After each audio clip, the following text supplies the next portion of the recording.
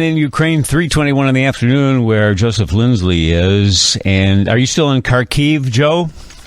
Bob, yes, still in Kharkiv, and just about 30 miles from Russia, or the edge of the free world, as I call it. And what are the people there saying in response to what Putin said yesterday about seeing no need to use nuclear weapons? And he also said NATO's refusal to rule out Ukraine's prospective membership and Kyiv's refusal to adhere to a peace deal for its separatist conflict in the east has left Moscow no other choice than to fight.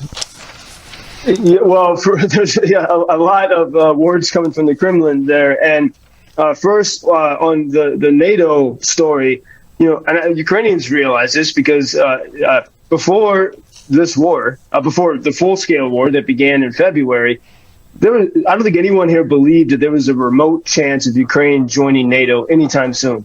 In fact, in January 2021, the Biden White House basically said that. They said Ukraine has a lot of work to do in order to get to even be considered for NATO.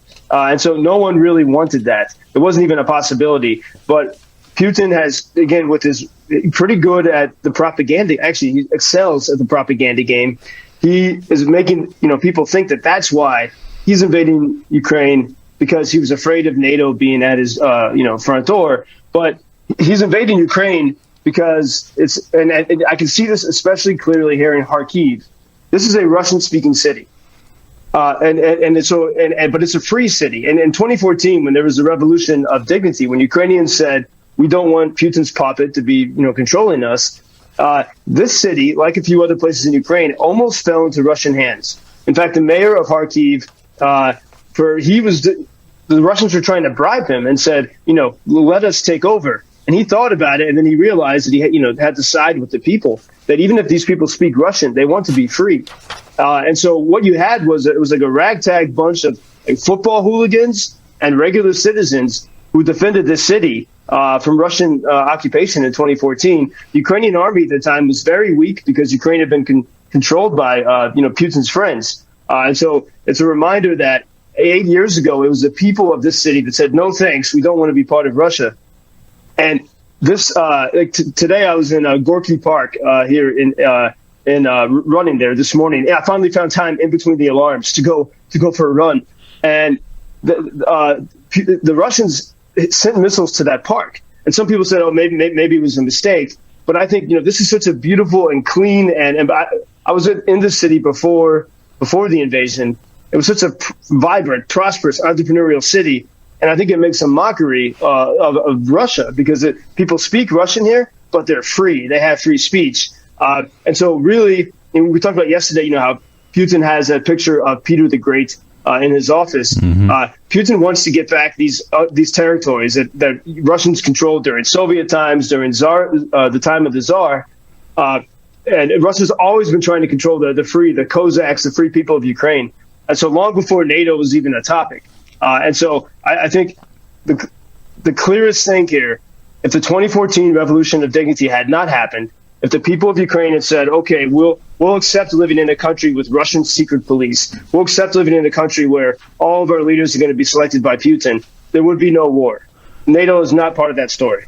Mm-hmm. And when Putin said yesterday there's no need to use nuclear weapons, I thought of you. For weeks you've been saying he's not going to use nukes. Yeah, well, he